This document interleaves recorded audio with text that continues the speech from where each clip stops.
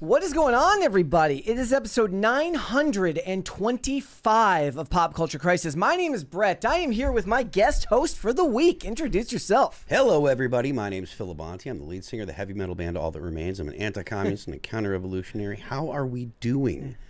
That's a good question because we're alone here. There's nobody else around. Yeah, everybody's in Arizona this week. Yeah, I was like, so last week I sent Tate a message. I'm like, yo, I think you can help out next week because Mary's going to be gone. If you're wondering where Mary is, she is out of town. She will be back next week, so have no fear, guys. Remember, as always, if you want her to come back, we have to get 2 crisis parties every day. Otherwise, she's just going to abandon us. That's right. She's just going to leave. She's never going to come back. And I know you guys don't want to be stuck with me doing this show, so you better get us to 2 crisis parties. But I sent Tate a message, and I said, you know, like, you want to help out next week because Mary's going to be gone. He's like, yeah. And then he's like, let me double check. And then finally, at the end of the week, they're like, oh, I'm sorry, we're going out of town. I'm like, crap. Yeah, so they're out of town for the week.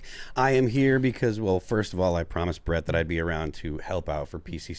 And also, my girlfriend is about to explode with a baby. That explains why you're not there. Yeah. Actually, the baby is the issue. No offense to Brett, yes. But you know, I did say. I said, however, if she went into labor and then like you had to like throw the headphones across the room and like abandon midstream, we could do some pretty good numbers with it. At the very least, get a great social media clip. Yeah, get some cool clips, right? Like somebody could be like, wow, that's pretty impressive. I that would be good. We don't want that to happen. We want Phil to be there when it happens. Yes, absolutely so. Guys, again, like as always, we got a bunch of stuff to get into today, but before we get started, hit the like button on this video and subscribe to the channel if you are new here and you have not subscribed here yet already. Please and thank you. Remember to share the episode and the segments out with your friends and your family and your loved ones and everybody in your life that you both love and hate. The more people that you share this show with, the faster this channel can grow. Also, please be aware that on Wednesday, because Phil is unavailable on Wednesday, I'm going to be doing more baby stuff, right?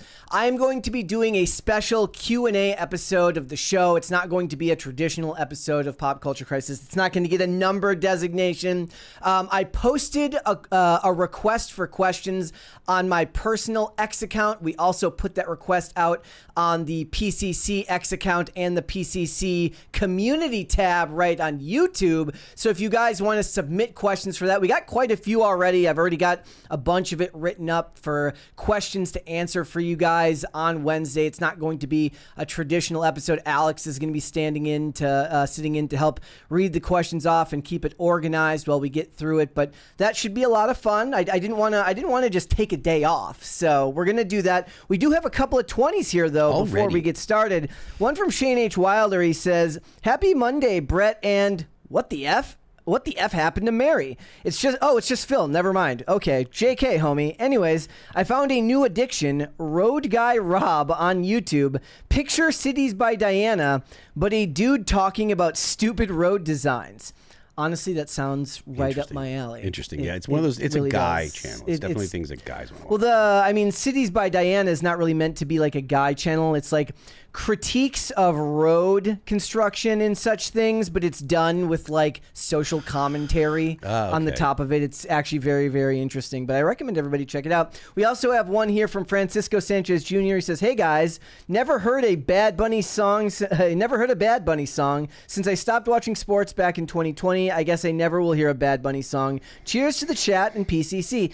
Yeah, a lot of you probably will have not heard a Bad Bunny song. We're going to get into that today because that is the #1 topic of discussion that we're going to be getting into, which is that Bad Bunny has been announced as the headlining act for the halftime show for the Super Bowl. I've seen people on X making remarks like, "Oh, you know, he's the biggest, you know, it's the biggest artist in the world, the biggest," and I'm like, I do not believe you. Not one bit. Does Bad Bunny sell out stadiums? Yes. Really? Stadiums? I mean, I don't know about... He's huge. In Latin America and all over. Like, yes, he's the #1 most streamed artist in the world from 2020 all the way to like 3 years in a row. I have never heard anything he's done. It's kind of the crisis of like our population being segmented off into their own little worlds now. But yeah, look at any of his shows. He's got a huge fan base. case. We'll get into that because I am going to, at the very least, steel man the argument as to why they're doing it, even though we all know that there are political intentions behind it. There is at least qualifications that justify him doing it. They're never going to have anything that's even remotely close to rock again, huh? No, not with Jay-Z in charge. Yeah, that's what I think. When I saw the announcement, I just tweeted very quickly out, "Fire Jay-Z." We'll get it. We're also going to talk about Peacemaker. Look, I am not watching Peacemaker Season 2. I watched the first episode, but there was a whole bunch of discussion going online right now about the use of alt history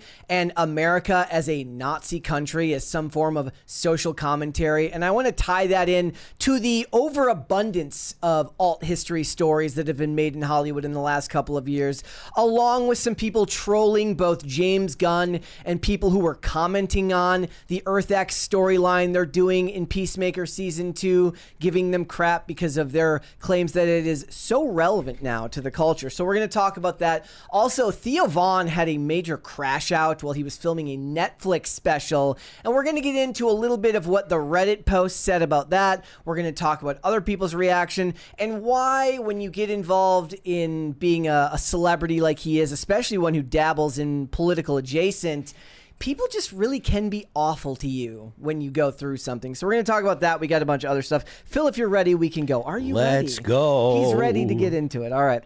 All right. Well, then let's get started then. First things first, ladies and gentlemen. So last week, as you know, we saw the whole hullabaloo with the release and the return of the Jimmy Kimmel show. But now we are getting a clue in as to what the fallout to all of that has been, as both Nexstar and Sinclair have removed their preempting of the Jimmy Kimmel show, and the ratings cratered on Jimmy Kimmel. It went from 6.3 million viewers for their live show once it kicked back off after it was suspended by ABC. So it was getting about 6.3 million viewers that first night. That was with blackouts from Sinclair and from Nexstar.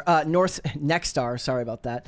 And I want to read you the Sinclair message that they posted, and I think it's important because they address concerns for the show that I don't believe the mainstream media is being fair in their justification for. So here's what they said. This is from Baltimore, Maryland. It says, Sinclair today announced that it will end its preemption of Jimmy Kimmel Live, and the show will return to evenings on Sinclair's ABC affiliates. Now that went live on Friday, September 26th.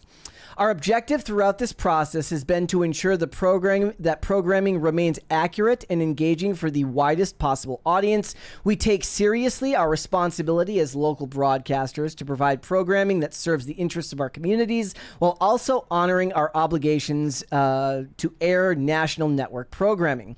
Over the last week, we have received thoughtful feedback from viewers, advertisers, and community leaders representing a wide range of perspectives. We have also witnessed troubling acts of violence, including the despicable incident of a shooting of an ABC affiliate station in Sacramento. These events underscore why responsible broadcasting matters and why respectful dialogue between differing voices remains so important. In our ongoing and constructive discussions with ABC, Sinclair proposed measures to strengthen accountability, viewer feedback, and community dialogue, including a network-wide independent, I don't even know what this word means, ombudsman. Do you know what that means? Ombudsman? Yeah. No. Somebody in the chat can let me know what that word means. These proposals were suggested. It's OMBUDSMAN. These proposals were suggested as collaborative efforts between the ABC affiliates and the ABC network. While ABC and Disney have not yet adopted these measures and Sinclair respects their rights to make these decisions under our network affiliate agreements, we believe such measures could strengthen trust and accountability. It is a government official who investigates and tries to resolve complaints. So that sounds like a special master. It sounds like a unicorn because I don't believe that the government ever tries to resolve complaints. No, never. The resolving complaints is usually something like go away or we'll call the cops. Exactly. We'll get the enforcement arm in here to make you go away. So it says, our decision to preempt this program was independent of any government interaction or influence. Free speech provides broadcasters with the right to exercise judgment as the content on their local stations. While we understand that not everyone will agree with our decisions about programming, it is simply inconsistent to champion free speech while demanding that broadcasters air specific content. That's an interesting argument that kind of pushes back on everything they've been saying. As a company rooted in local stations, Sinclair remains committed to serving our communities with programming that reflects the priorities, earns their trust, and promotes constructive dialogue. We look forward to continuing to work with ABC to deliver content that serves a broad spectrum of our communities. So what's underlying in the rest of the mainstream media narrative around this, whether you talk about the CNN article about this or any of the other stations, is first off, they're framing it as a return to the free market. They're saying that people's boycotts of ABC is what really got them to bring back the Jimmy Kimmel Show. Well, completely and fundamentally ignoring the fact that they actually stated right there in the piece about the horrific acts of violence that were being perpetrated against affiliate stations, and not being willing to point out that while framing it as a victory for like some type of cultural return to normalcy for Jimmy Kimmel, they're touting the social media numbers and not the numbers beyond just that Tuesday spike. Yeah, it was the terrorism. Yeah, absolutely, 110%. So he spiked to 6.3 million viewers with the blackouts. By the very next day, he dropped to just 2.4 million viewers, which is a 60 to 70% drop. Yeah, no one cared. It was a little bit of drama, and they're like, ooh, what happened? And the average person that doesn't really pay attention to they were like, what's going on? Yeah, they want to know what's going on, but they probably don't even realize that the reason he's back is because of the terrorism, because, you know, they gave in to terrorists. I thought it was interesting because so CNN is going all in on this free market angle that they're using for it. It says in some of the cities where Kimmel, this is under a section called the power of consumers. In some of the cities where Kimmel was blacked out by Sinclair and Nexstar, activists pressured advertisers to stop buying airtime on ABC affiliates. Boycott lists circled on sites like Reddit. Alan Goldstein, who organized a campaign against Como, the Sinclair-owned, that's K-O-M-O, the Sinclair-owned station in Seattle, wrote on Facebook that, quote, Sinclair is cozying up to the newly weaponized FCC by restricting free speech, obfuscating the truth, and promoting a fascist agenda. No, everybody knows that it was actually Jimmy Kimmel that was obfuscating the truth, because while they framed the whole thing as Trump not being able to take a joke, as you guys have heard ad nauseum, that he supposedly had said that he couldn't take a joke, what we really understand was the phrasing of Kimmel's words around the MAGA gang was a fundamental obfuscation of what he was actually trying to say. It was what I like to deem weasel words. And I think that people are sick to like to deem them weasel words myself as well. I think that people are sick to death of the concept of weasel words, as is kind of held out by the fact that the ratings are again plummeting. And I don't look, it's so funny because I looked up all the ratings. I couldn't find the ratings for Friday with Nexstar and Sinclair back on top. But it's so funny because you look through all of the charts for everything, and there's like sites called like Late Nighter, which documents all of the ratings for the late night networks and stuff like that. And you know who's on top every time, even with this rating spike, is Greg Gutfeld. Mm-hmm. Every single time.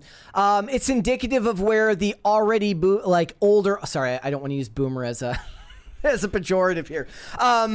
It's where the already aging demographic of people that are watching those shows is they're going to Greg Gutfeld. They're going to watch it over there on Fox because those are the ones that want to watch that type of programming. Everybody else is going to social media to get their content, which of course makes sense given the fact that, as we know, guys, the social media clips are the ones that spike. Tim's pointed this out several times that, you know, when he has interviews with celebrities, when he does regular segments, they get 50 or 60,000 views, but when he goes and he talks about Donald Trump for 20 minutes or 30 minutes, he ends up getting millions of views, and that's kind of the psychosis that's going around in the media. What do you think, honestly, and this is a question I have for you, the audience, as well.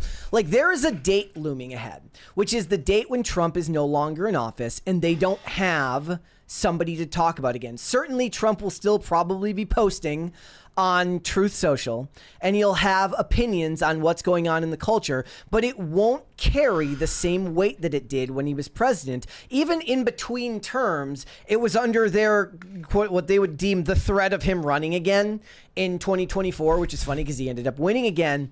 But there is a big date looming ahead for a lot of these networks. And I think this actually goes for people online as well. A lot of people have found that if you don't have strong opinions on a lot of things, it's very easy to fundamentally create a video and a narrative around something Donald Trump says, because judging, based on whatever your, the most tepid of your views are, you can frame a narrative around it and you can get tons of views based on just what Donald Trump thinks about stuff. I've already got stuff for tomorrow based on his quote about doing a 100% tariff on movies made outside the U.S. I don't even know how he would implement it, but it actually makes for interesting discussion. And when the next, when this election or when this presidency is over, what do? Who do they talk about? They can pretend like J.D. Vance is some type of satanic figure, but he's not going to garner the views that he does. So he might not gain the number of views that Donald Trump does, but Donald Trump gets those views not just because he's in politics, but because he was a pop culture figure beforehand. But they're going to accuse J.D. Vance of the same things because it's what they accused Mitt Romney of. The most milquetoast Boy Scout Republican that the Republicans could possibly find. They put him in the running to be the president. He was the nominee. And when he was running against Barack Obama, they called him all of the same names that they called Donald Trump. They called him fascist. They called him a Nazi. They said he would, Joe Biden said that he's going to put you all back in chains. They were running all of the same ops because these are this is the method that the Democrats have found to be useful since at least the late 90s. They were calling, and to be honest with you, it goes further back, but I don't want to get into calling Democrats. I don't want to get into the whole, name calling of what I think Democrats actually are, but this actual method, these rhetorical tools, they are not new. They've been doing it for ages. It's a means to demonize your opposition and make them out to be the most frightening thing imaginable, because they literally picked the worst bad guy of the 20th century to align even the most milquetoast Mitt Romney of Republicans. What's funny is like I just can't see Jimmy Kimmel, because you just picture what's going to go on in say it comes to pass, J.D. Vance runs for president, he wins, and then now what? Is Jimmy Kimmel going to be destined? Granted, he could get canceled in that time frame. Certainly, Stephen Colbert has already been canceled. Is he going to be doing monologues for 20 minutes about J.D. Vance? It's not going to not going to get the same views. I agree with you. It won't get the same views because J.D. Vance wasn't a pop culture icon prior to this. So it won't get the same kind of views. And I don't even think that, I don't really believe that Jimmy Kimmel's going to be on the air. Think he'll be gone by then? In 5 years, I think that the world is going to be a whole different place. So he might be doing it when it's when people are running. He'll be calling them all little Hitlers and stuff like that. Whoever's in the running. But I don't see him lasting on the network for another 5 years, because I think that the entertainment landscape, including the late night entertainment genre, is going to be a totally different animal. Yeah, certainly. And the first thing I thought was with the clips doing as well as they did, and they already dump so much money into streaming. I guess I see the point. Never mind. I'm kind of defeating my own argument. I was why don't they move him and make him a Hulu exclusive, or move him to just something for Disney Plus? But they can't do that because his numbers would crater even further. Because the meager numbers that he gets are because of the age demographic of people that watch him. He wouldn't survive on streaming the way that some of the younger, or even social media, the way that some of the younger figures creators do in the space. Like, I'm trying to picture him doing like an Amelia de Moldenberg chicken shop date type thing, but it's just not going to work for somebody like him because he can't monologue in that respect. But we'll have to wait and see. I do think that you're right. I think the landscape will look very, very different by that time period.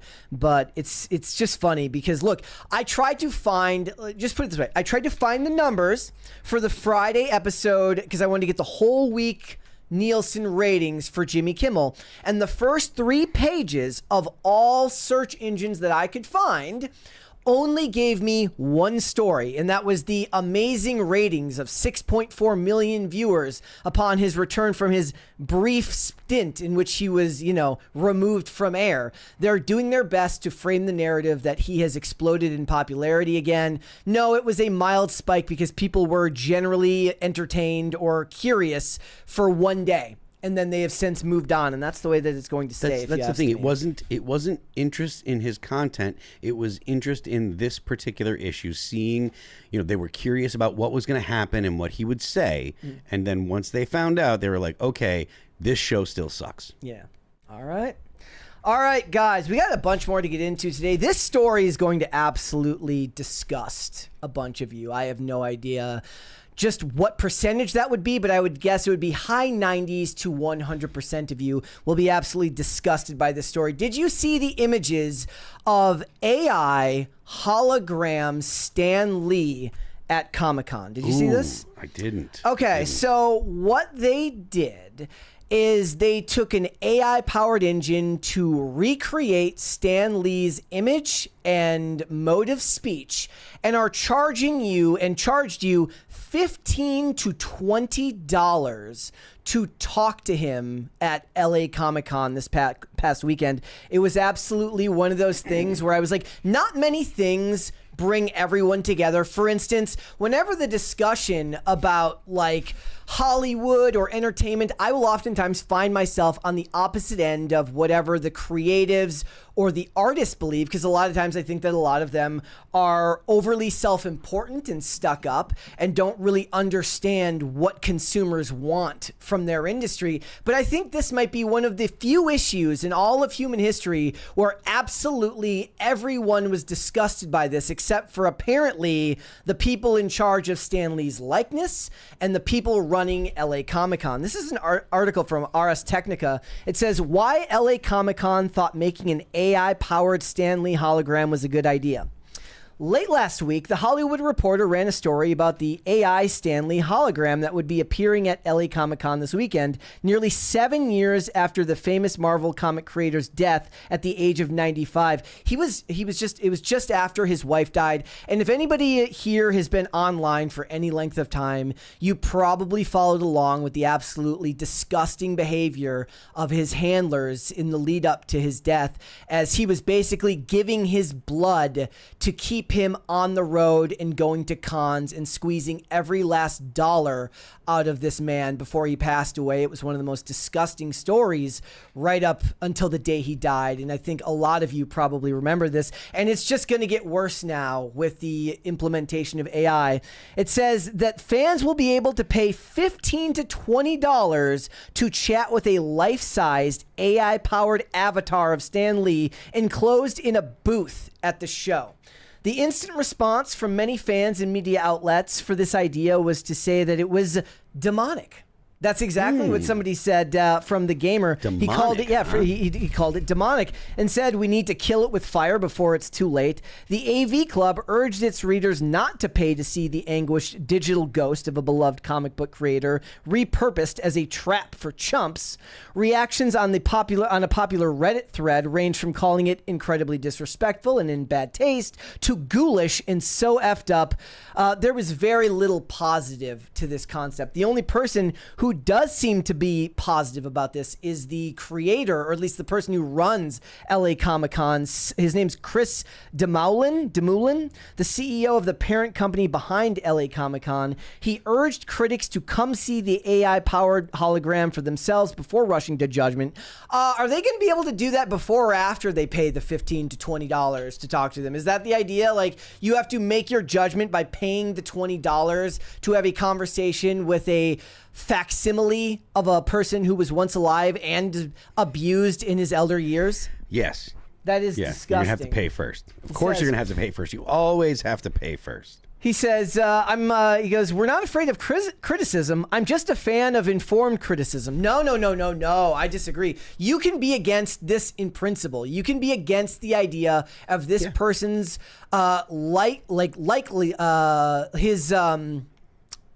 his likeness basically being resurrected and used as a corpse to make a bunch of money for handlers and corporations. He says it's going to have to be really good, or we're all going to have to say no. This isn't the first time LA Comic-Con has featured an interactive hologram, which for the Stan Lee experience means a life-size volumetric screen-in box that can show you different views from different angles. I do have video of it here, so I want you to see this here. I'm here today as Hollow Stank to join you at the 2025 Los Angeles Comic-Con. For decades, I had the thrill of spinning yarns about heroes and villains in that mighty Marvel manner. But the real heroes have always been you, the fans, whose excitement kept those stories alive. The world may be a little nutty now and then, but as long as we share our stories and imaginations, there will always be room for hope, heart, and heroism. It's like the most corporate approved thing you've ever heard in your entire life. They're just like Stan Lee flavored platitudes. This person adds underneath here, question, what do you think about the X-Men's legacy being so tied to the civil rights movement? AI, the X-Men was inspired by the civil rights movement. Me, no it wasn't. He stated time and again that he didn't come up with it till later. He just needed a reason to explain the powers. So not only is it not real, it's rewriting history. Yes, it's rewriting history to be woke, right? Yeah. We have a 20 here from Pop Culture Junkie. He says, having spent my entire career in local TV, it's sad to say, but 10 years from now, it's going to start to go away, mostly from decreasing viewership, but also because the government will find better use for the spectrum. I wonder what that would be. What would be the government's idea of better use of the network spectrum? I mean, I don't know how much of the actual, electromagnetic spectrum is taken up by the television channels. I think that, it's only the 3 channels still that actually broadcast over the air, correct? It's like ABC it's ABC, NBC, Fox, and and CBS. Okay, so 4. But yeah, I don't know how much bandwidth that actually is. I don't know how much of the spectrum itself it takes. So if it's essentially if it boils down to one channel or a handful of channels per show, it's not like it's using a lot of the spectrum, but I don't know enough about television to say. So. WDW Pro has a good take here. He says, this is so wrong. Recreating those who have passed away and then having them speak of modern ideology is so utterly ghoulish. Normal, healthy people know better. Look, this has been going on for a while now. You already saw that, was it James Earl Jones sold the rights to his voice so that they can continue to use him as Darth Vader in perpetuity? Personally, I don't care what anyone says about that. I'm glad that he did it. Because anytime they dig up old Darth Vader, I want it to sound like Darth Vader. Fair enough. Okay, fair enough. I mean, I disagree. I think then you should just find new characters, and they don't seem to be able to do that anyways. Well, I mean, so listen, my favorite Star Wars movie that came after, since Disney took over Star Wars is Rogue One. And my favorite I think it's a lot of people's general contention is that out of everything that came after the original trilogy and the prequels, that the Rogue One is and my favorite, funny because it was first. My favorite, it was. My favorite scenes of those are the Darth Vader scenes. Yeah. So when Krennic goes and talks to Darth Vader, when Darth Vader is actually at the end, even though he's not saying anything, at the end when he just slays out and beats the crap or takes care of a bunch of rebels trying to get to the information that they stole, like that was really, really good, and it really made me feel like it was Star Wars. It didn't feel like some warmed over imitation. It didn't feel fake. It was like, all right, I'm buying. And to be honest with you, all of Rogue One was like that. I don't know why Rogue One worked so well and the other ones didn't. But Rogue One was great. I I don't know. I don't know who directed it, and I don't know if It's Kathleen Gareth Edwards, right? Somebody can correct me if I'm wrong. was Kathleen Kennedy in charge then. Yes. I don't know why she can't, why she didn't do that with more of them, because Rogue One, and even with a female lead, like it was just good. I just watched it again the other day when I was doing cardio, and I'm just like, man, this really is a good Star Wars movie. So I want your first take, because me and you've had discussions where you'll joke around. You're like, everybody here's a Luddite. A lot of Luddites. And my inclination when I see this story about Stan Lee is that it's gross. Maybe it's just because I paid close attention to everything that happened, in the lead up to his death and the way that he was being used and abused by everyone around him. But you have a more favorable view of where technology could go with artificial intelligence. Do you feel that way about something like this? Am I missing something, or do you get the same thought from me? No, I agree with you. Okay.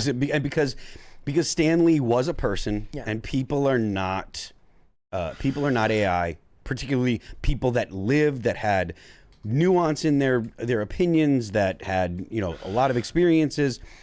Your AIs that are just basically LLMs, right? These are just large language models. All they're doing is searching through related information, and they're going to create an algorithm that says what they think he would say, but the algorithms are going to be so tainted by, just like we said, or like it was just demonstrated, they're going to be so tainted by modern sensibilities, you can't get any kind of actual representation of what the person was like. So it's just a phony. Yeah. In fact, I think that the holograms of artists performing, because I remember that when they did that with Tupac. Yeah. So Tupac performing is better than talking to Stan Lee, because the words have already been written and performed by him. Because the music's already there. You could have a band performing, a live band performing, the hologram actually doing Tupac's rap, but it's already there, and it's not changing what he would have said or done.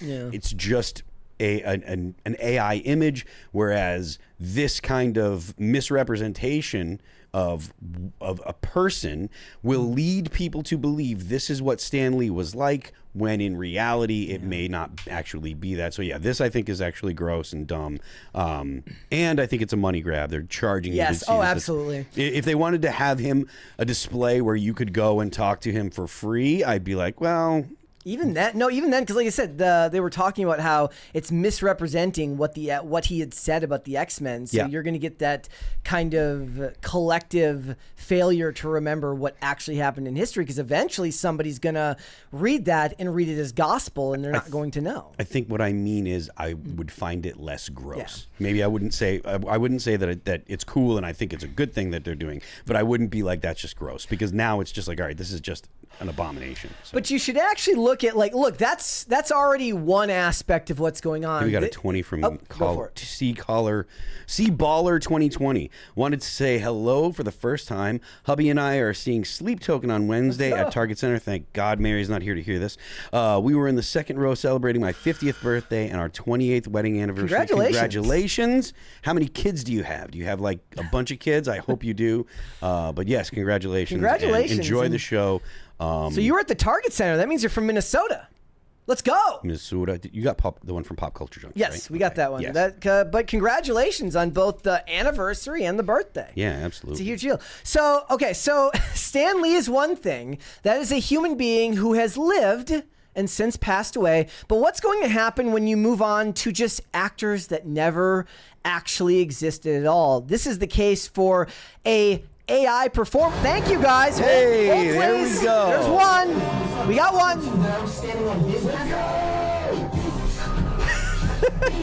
That's like the Randy Orton pose. I don't know if you watch wrestling. Right, it is. You do watch wrestling? Not regularly, but I'm familiar with Randy Orton. Yeah.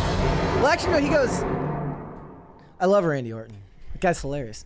All right, so Stan Lee, as we just described, is somebody who has lived and since passed away.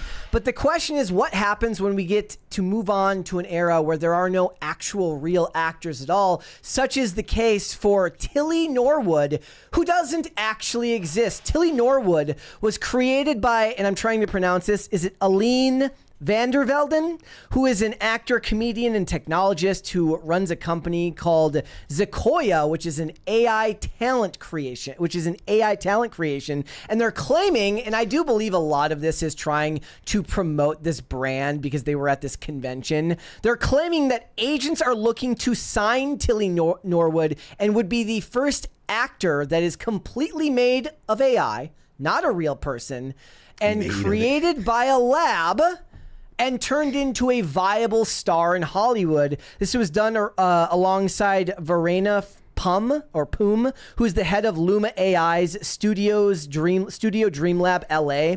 They said that in February, boardrooms were being pitched this concept of AI talent, and they weren't interested. And then May rolled around, and suddenly they were like, I don't know about all this, because let's face it, and they even mentioned it in this article, these studios have already been doing like AI assisted creative works under NDA for a long time. They confirmed this in this article, but I don't think anybody believed for a second that that wasn't true. And I think as actors grow more and more vocal and outspoken, the need for performers that won't ruin their productions is going to become increasingly great. And what's funny about it is they're almost moving in separate directions. So the studios want these actors to perform in their movies. The actors no longer believe that they can actually have their careers based on just the movies and the TV shows alone. Look at what Sydney Sweeney is doing. She's a walking billboard and people love her for it. She advertises for all sorts of brands. She's promoting herself consistently.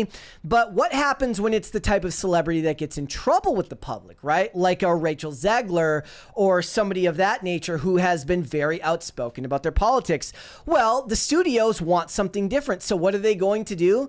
As the next generation, as Gen Alpha and beyond get more and more comfortable with people that don't exist at all because the vast majority of their life has been, lived in a vacuum of digital communication, they're not actually seeing people as human beings. I think the general public, as we age out, will become more and more comfortable with the idea of performers that simply don't exist at all. I'm not even saying in my lifetime. I'm saying that this is an inevitable reality that will happen because, look, they've got contract negotiations coming up again here in the near future, meaning that SAG-AFTRA, the Writers Guild, all of them want to get their cut of this business that is shrinking day by day, all while wanting to be able to speak out on whatever issues they want to all the time, not really caring ever what that does to the studios, messing up the productions that they're releasing or making their lives more difficult, a la what happened with Rachel Zegler. The studios are already doing AI-assisted work, and I think they're just biding their time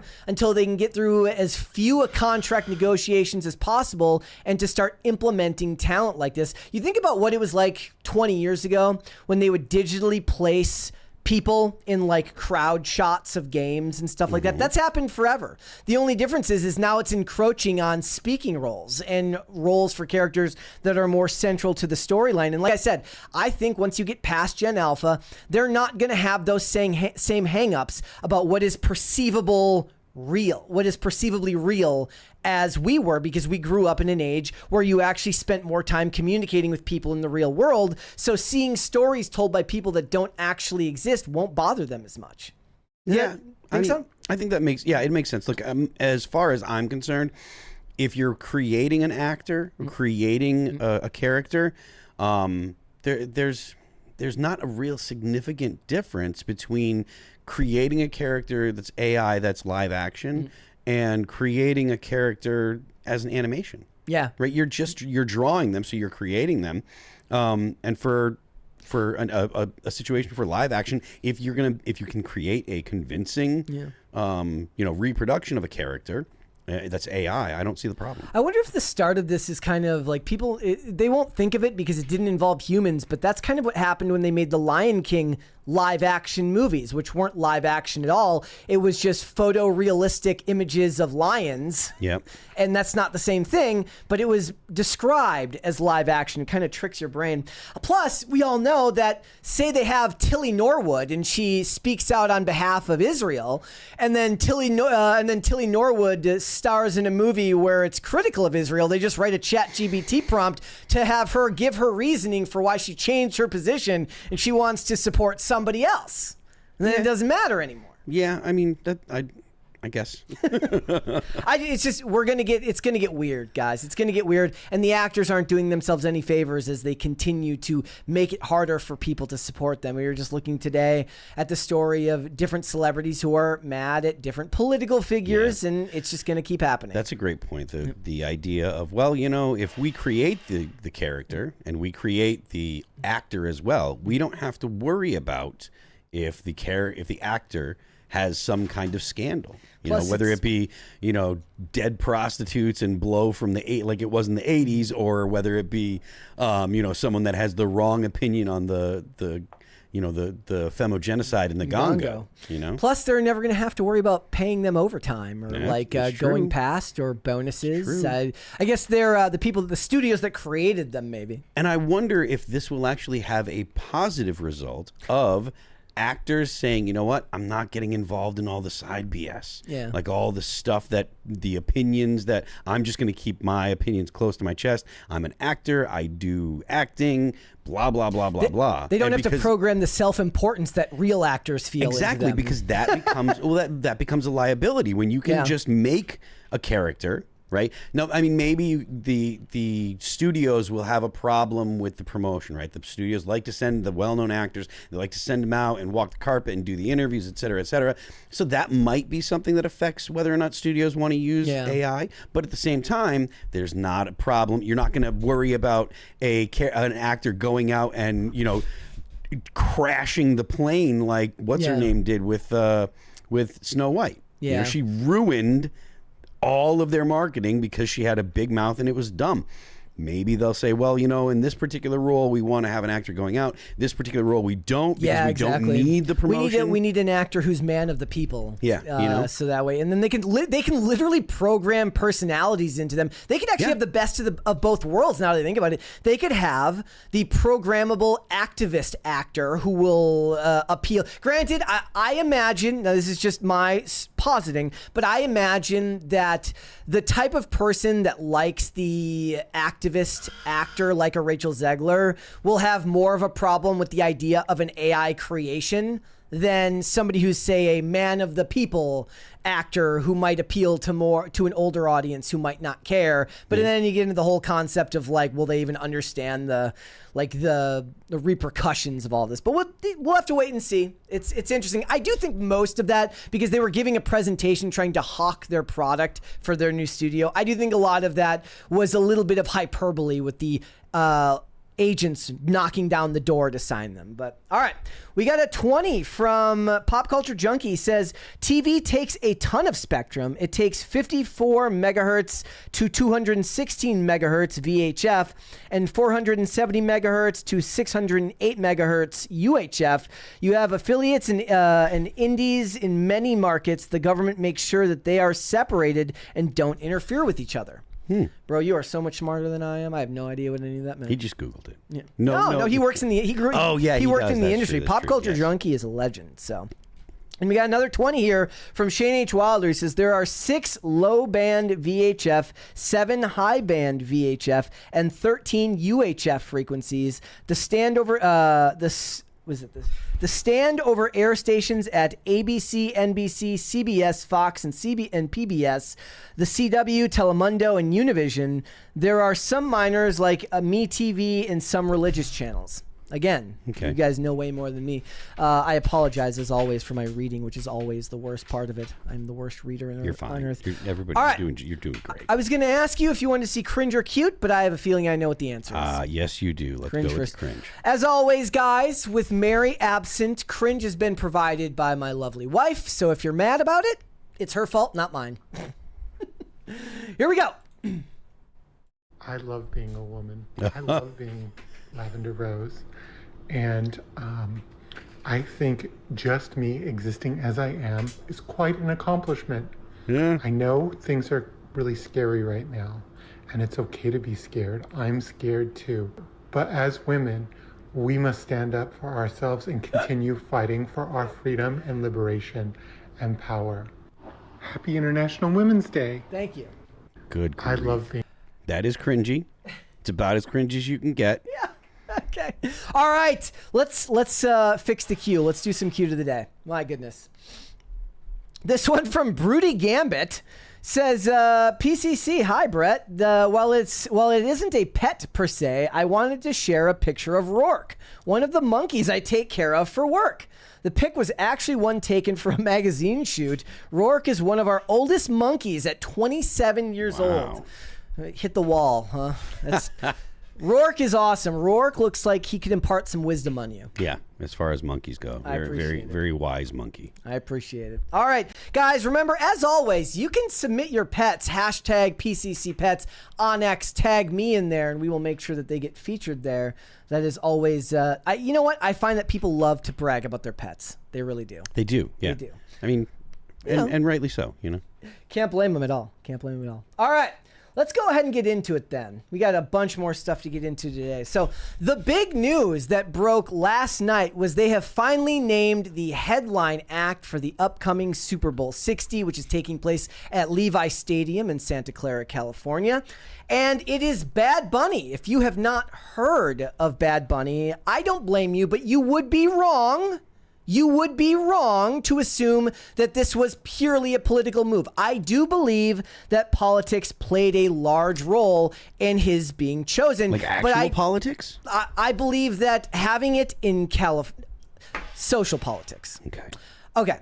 I believe that having it in Northern California, having it during Trump's second presidency, when the conversation around immigration is at a high right now, clearly indicates that, and the fact that Jay-Z and Rock Nation are in charge of the music, for the headlining show, for the halftime at the Super Bowl, tells me that politics played a role in it in some way. At the very least, they want to make some type of statement on social issues. I will, however, push back and say that there is no precedent whatsoever for Bad Bunny being chosen. He has won 3 Grammys. He has won 11 Latin Grammys. For 3 years in a row, he was Spotify's #1 most streamed artist. He sells out all the time. He is an absolute... It was one of those things where I think I was like talking to Carter in his studio one day, and he had to tell me, this was like years ago, like early days of the company, and he had to tell me who he was and just how big of an artist he actually was. So I think this is the type of thing where, because entertainment is so decentralized now and people don't realize just how many artists there are. Have you ever seen these things, guys? You go on X and it's like, this artist just topped the Billboard charts, and you're like, who?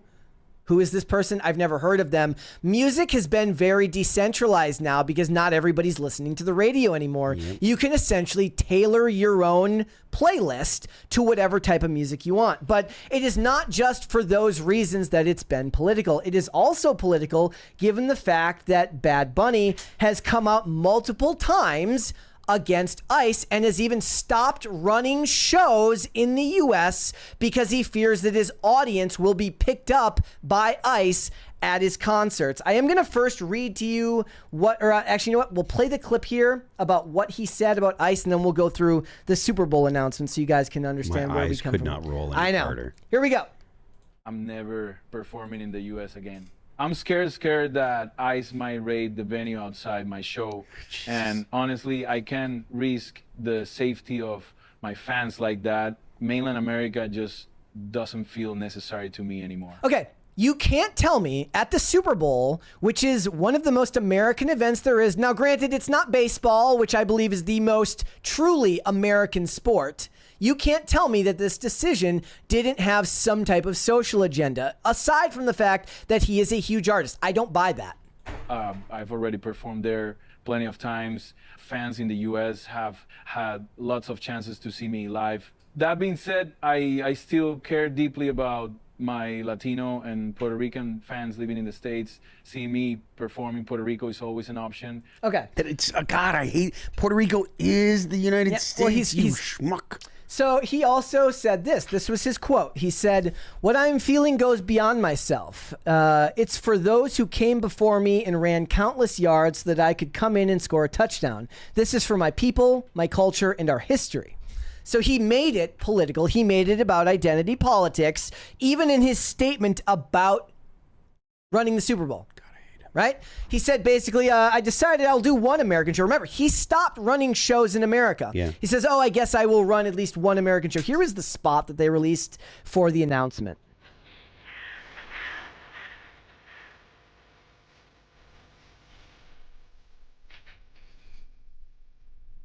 such a pose. Just LARPing.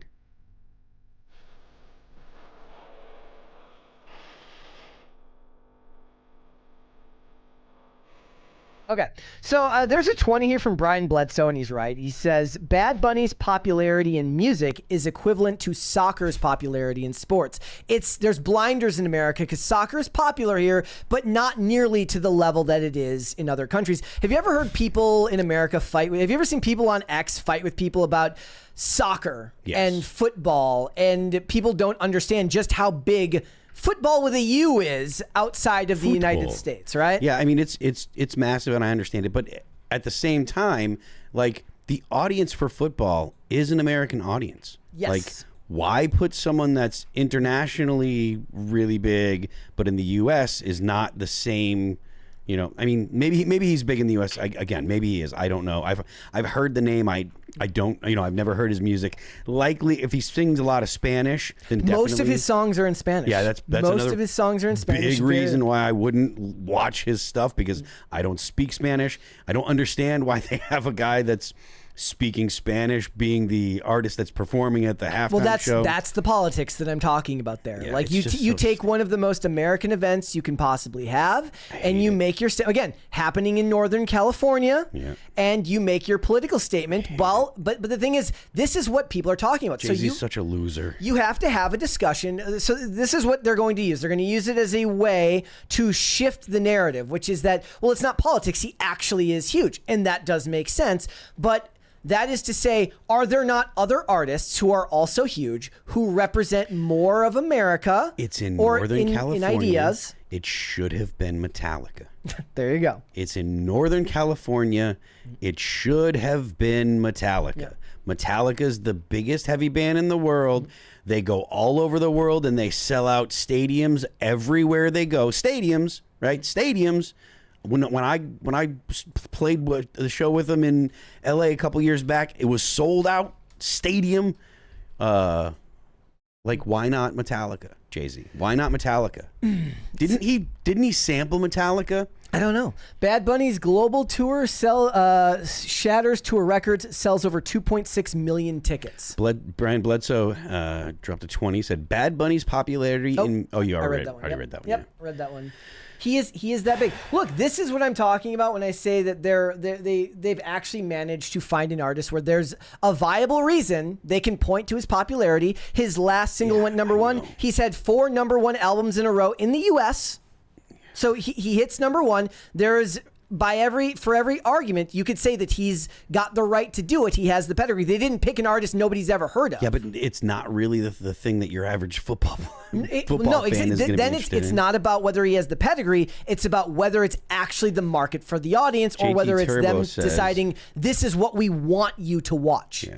JT Turbo says, as a Hispanic, I find it ironic that Bad Bunny is anti-ICE. His latest album has themes about how non-Puerto Ricans are invading and changing the island. I love Bad Bunny's music, but I hate his personal views. That's because he's an imbecile. There you go. The Puerto Ricans are Americans. Yep. They vote all the time. They want to be a state. Yep. It's Congress that said no, or it's Congress and the Senate. God, it's so exhausting. The Puerto Rico, they want to be a state, but they would never take down their Puerto Rican flag. Everywhere you go in the mainland where there's Puerto Ricans around, they're not flying the U.S. flag. They're flying the Puerto Rican flag. They're speaking Spanish. They're super proud of their Puerto Rican heritage. Exhausting. I mean, it's one of the longest ongoing concerns in America, right? Is like there's so much multiculturalism that people, back the way that people romanticize immigration in decades past was that people came from other countries excited to move here, fly the American flag because they held our ideals close to their heart.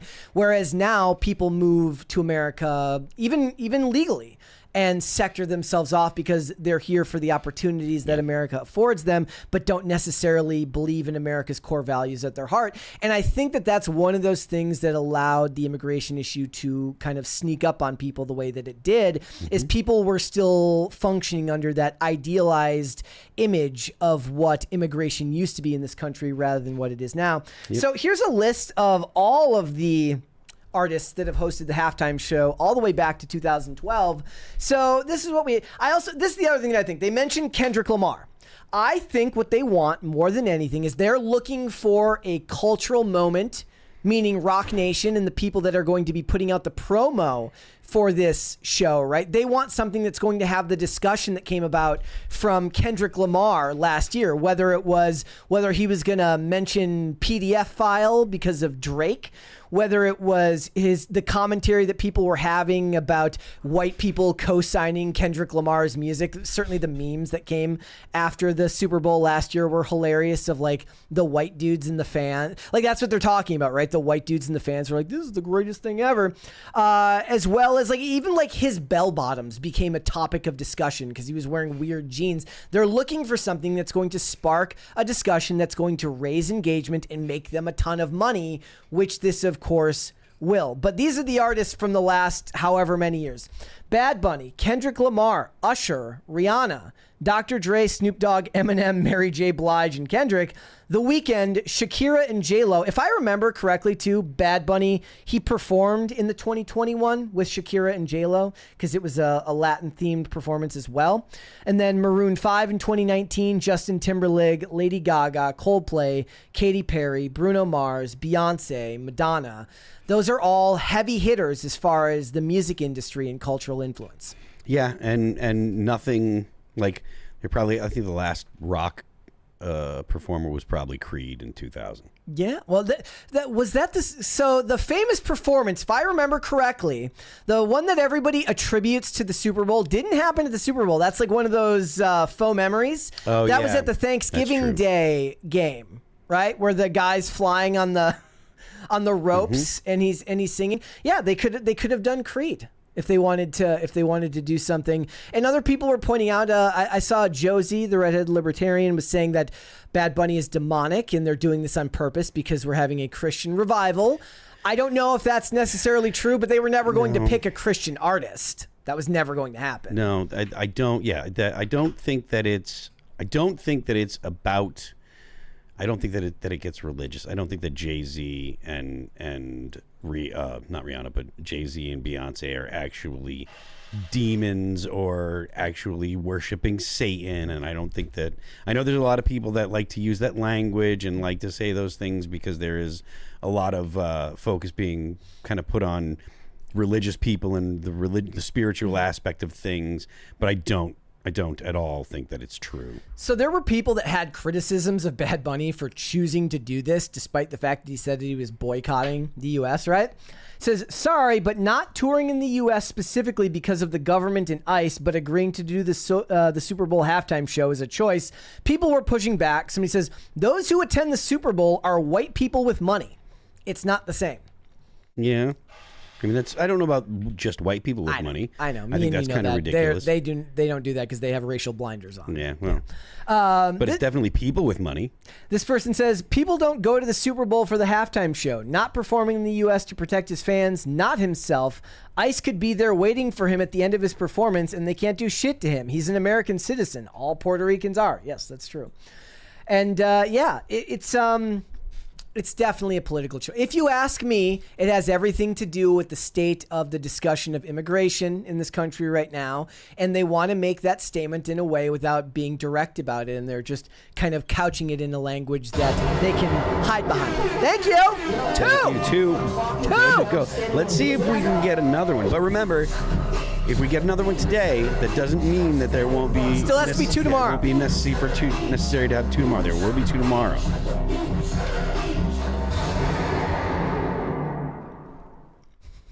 I think that's going to be my new thing when it comes to the crisis parties. Yeah. See, the thing is that made me think of my favorite part about WrestleMania is they would always get the performers who do the theme songs for the wrestlers to do them live, and they're never as good as the actual. Let's be real, they're never as good as the actual like produced live performance because it's very hard to do live as you're walking out and have it hit the same notes as it did. I remember the one in when Randy Orton was coming out at WrestleMania 30, and was it Rev Theory that does his theme? And the guy was performing it, and there was like bits where I feel like he forgot the lyrics, like 'cause he probably did that song ages ago, and I don't know how much he actually does. He probably doesn't perform it a lot on tour. Maybe he does. I don't know, but it was really, really funny. I always enjoyed that. All right. We got a bunch more stuff to get into today, guys. We absolutely do. And I'm sorry if I can't follow it. Normally I can follow you guys along in the chat, but I can't do that today. He's a busy guy. Busy guy. We got too much to get into today. There's a whole bunch of stuff to talk about. All right. So if you guys don't know, if you've been following along online with the show Peacemaker and everything that's going on with James Gunn's new DCU, it was revealed in the most recent episode that the alternate reality, the alternate pocket universe that Chris has been visiting, that Peacemaker has been visiting, where he's been getting along with his dad and his brother, was in fact an alt history version of America where the Nazis won. It was revealed when he sees a flag with a swastika on it. This is, of course, Earth X, and Earth X is a real thing in the comics. So head that off at the pass. I am 110% aware that Earth X is a real thing. I am 110% aware that there is precedent set for this, not just in the comics, but even the Arrowverse covered this in like 2017. They did like a 4-part crossover called Crisis on Earth X, where Overgirl and Oliver and a bunch of others invade, the Earth that they're on to take over, and they pledge their allegiance to the fatherland. And it was actually fun to watch that one because it wasn't weighed down by racial propaganda. It was just like, they're evil. And it was kind of fun to see Melissa, is it Benoist, the one who plays Supergirl, play like this pompous, evil Supergirl. That was awesome. That version of Overgirl was great. But this is the point of this. People are like, I was trying to find a way to phrase this, which is like, this picture was going around online. Did you see? You have to see this. You're on X all the time. You had to see this picture over the weekend. Okay. I didn't click on it and get into it because it's just exhausting. They didn't pick Earth X and then say, "Oh shucks, I guess we have to write about Nazis." They picked Earth X because it allows them to write about Nazis, just like how Bad Bunny having a bunch of #1 hits and being very popular gives them the cover to say this is why we're doing it. The fact that Earth X is a real storyline gives them the cover to say this is why we're doing it, but really it's because James Gunn and most of them want to talk about how America is suddenly starting to resemble Nazi Germany. They point out in the 6th episode of Peacemaker Season 2, it is revealed in the big twist, which is funny because me and Tim were talking about this in IRL last week about how that was very clearly what was going to happen. The only thing more hacky and worn out is multiverse Nazis. Yes, Peacemaker Season 2 isn't just taking place in a multiverse, it's taking place in a Nazi multiverse that has a cop just days away from retirement becoming the chosen one, or having the final girl survive at the end of a horror movie. It's very, very hackneyed. Basically what you see, guys, is when they finally bring over the rest of the team to Earth X to get Chris, Adebayo is like walking down the street and a guy goes, "Look, a black." And then they all run after, I'm not even kidding you, and then they all run after her. And the most unreal thing in this is that Danielle, that she outruns all of them because everybody's in really, really great shape. And let's face it, the actress is not.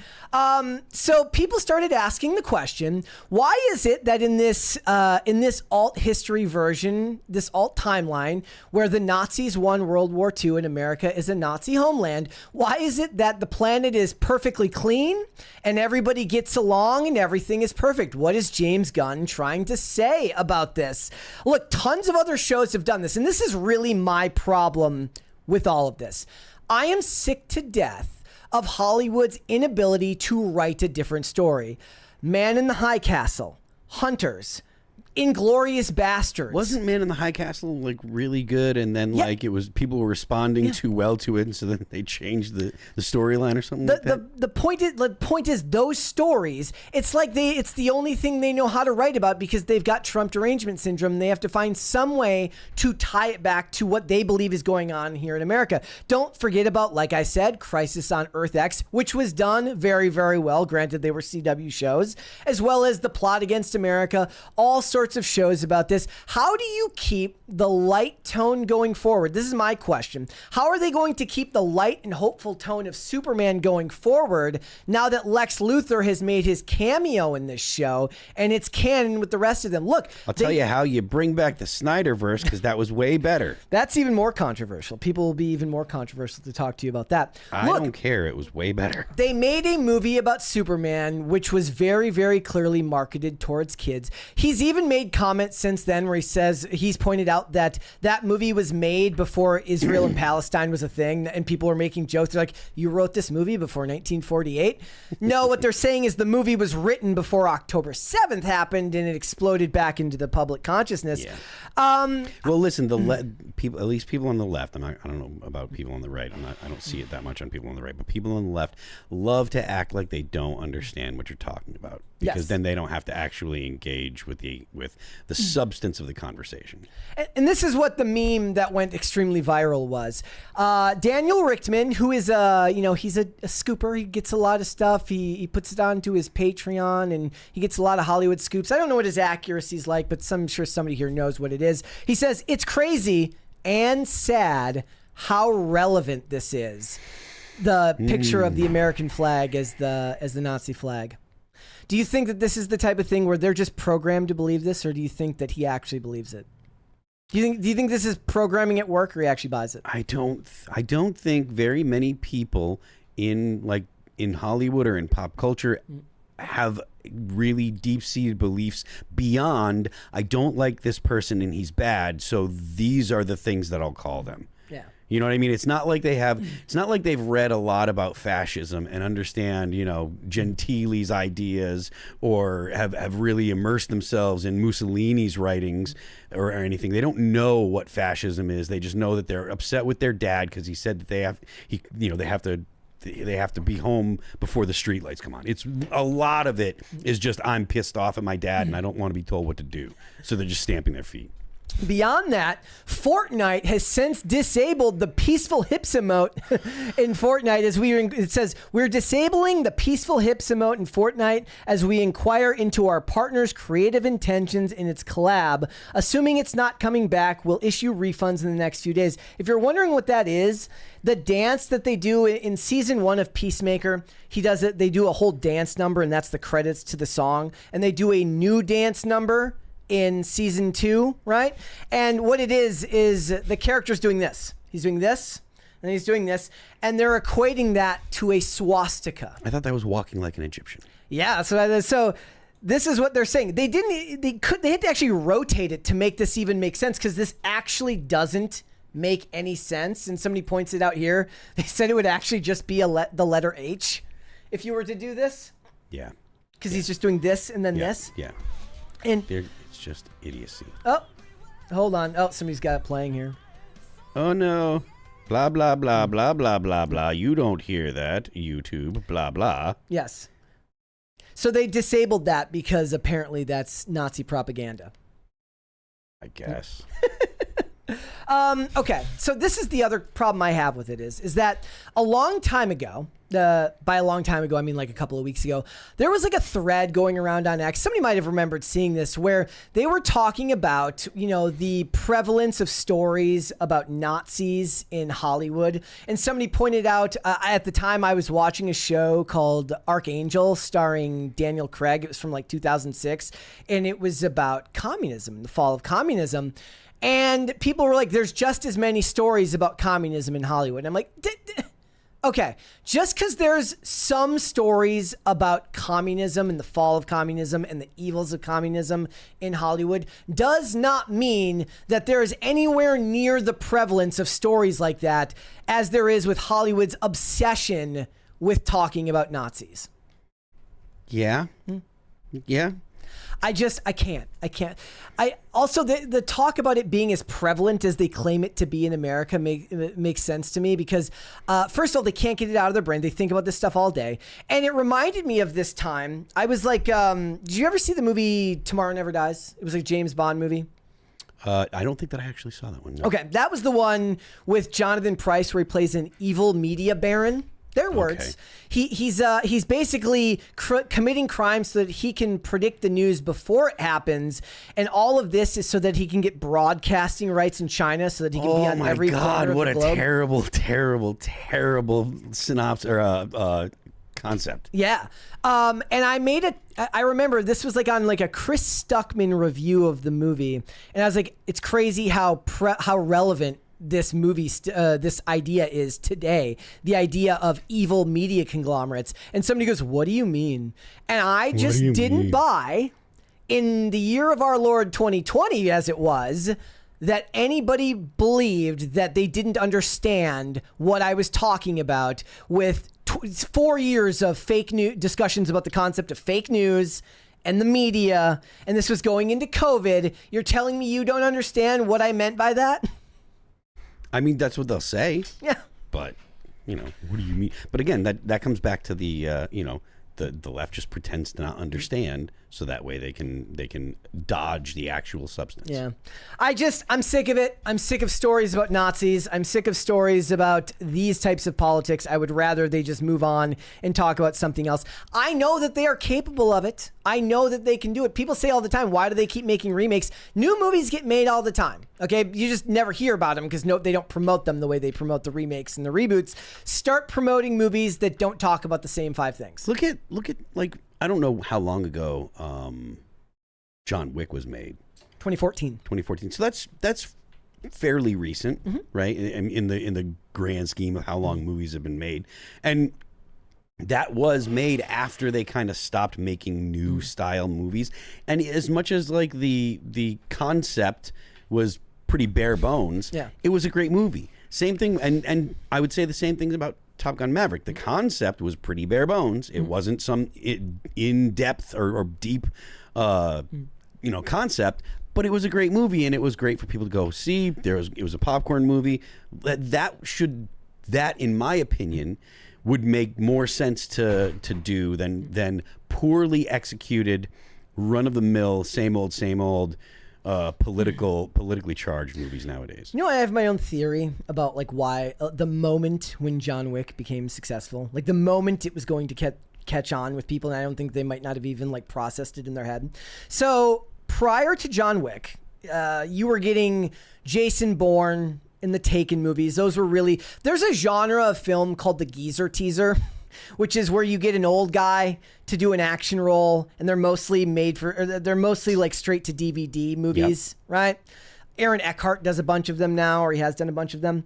But at the time when Jason Bourne was coming out, and at the time when the Taken movies were coming out, one of the things that was prevalent in all of them was either shaky cam or just 10,000 angles and cuts per action scene, because they had to shoot around the fact that they were using stuntmen, especially for Liam Neeson, because he's old. Fine, whatever. There's a funny thing online. It's go on YouTube, right? Actually, no, don't do it right now. Do it after the show. It's Liam Neeson hops a fence, and it's all the times it took. It's like 12 cuts to get Liam Neeson over the fence in Taken 3. But there is a point in John Wick Part 1 when he's in the bathhouse, right? And he's making his way, killing a bunch of bad guys. And there's the point where he gets the dude on the ground. He's got the knee in his back, and he's got the gun pointed at what's his name? I forget the character's name now. Doesn't matter. Douchebag's son. He's got his gun pointed at Douchebag's son, and kid looks scared out of his mind. And then he points the gun down at the guy he's holding down, and it's still shooting a medium shot. And normally what you would see there is they would follow through on him pulling the trigger so they don't have to show him shooting him in the head. Instead, what they do is they cut wide so you can actually see him shoot this dude in the back of the head. and it was a wide shot, and that set the stage for what the franchise really started to do, which was to keep the shots wide so that you could see all the action. But what they had said after the making of that movie was they literally only had so much money, so they could only get so much coverage. And I don't think that necessarily that means that it was an accident, because still a lot of work went into choreographing all of that stunt work and developing the fighting style. I do wonder how many times he can reach up and grab a dude by the arm and pull him down, but that's the point. It works, right? But I do believe that moment when I saw that, I was like, holy crap. They actually just showed it rather than to cutting to some medium shot and then having like a light puff up and show you that a shot took place. One of the things that when I found out about John Wick, it was by other dudes that are gun aficionados or whatever. They're interested in shooting. And the entire conversation was they actually count the rounds. In the fact that they did it or the fact that they did it means that they were doing it in editing, because obviously you've got so many times, you're going to do, however many cuts or whatever. And in the movie, you can watch and count, and whether, depending on the gun he's using, they are accurate to the amount of rounds that are in the gun. And you never saw people reload. I mean, how many times have you seen a movie where the fully automatic gun just... I was